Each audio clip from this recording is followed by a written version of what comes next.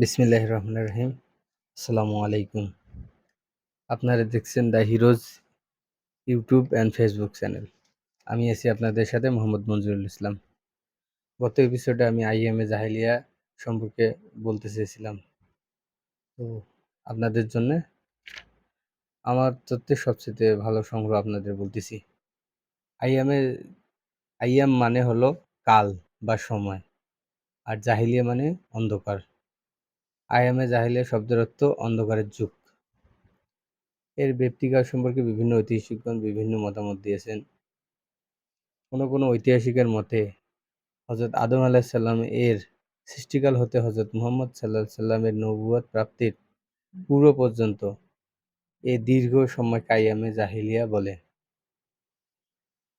কিন্তু এ মতামত গ্রহণযোগ্য নয়, কারণ এ দীর্ঘ সময়ে বিপথগামী মানুষের সঠিক পথে ফিরিয়ে আনার জন্য অনেক নবী এবং রাসূল এর আগমন হয়েছিল।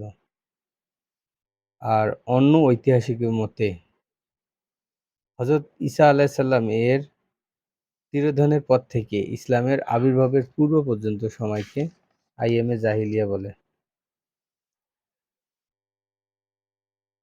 এটাও আংশিক ঠিক, আবার আংশিক ভুল।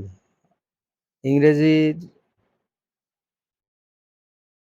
ইংরেজি পি.কে. হার্ট্রি ইসলামের আবির্ভাবের পূর্ববর্তী ১ শতাব্দী কালকে আইয়ামে জাহিলিয়া বলে অভিহিত করেছেন। আইয়ামে জাহিলিয়া যুগের ব্যক্তিকাল সম্পর্কে এই মতামতটি সবচেয়ে ভালো বলে ধারণা করা হয়। তো আইয়ামে জাহিলিয়া সম্পর্কে যুগের এমন কোনো কাজ ছিল না, এমন কোনো কাজ নাই যা মা মানবজাতির সবচেয়ে নিকৃষ্ট মনের কাজ ছিল না। সো আইয়ামে জাহিলিয়া বলতে এমন একটা যুগকে বোঝায় যে যুগে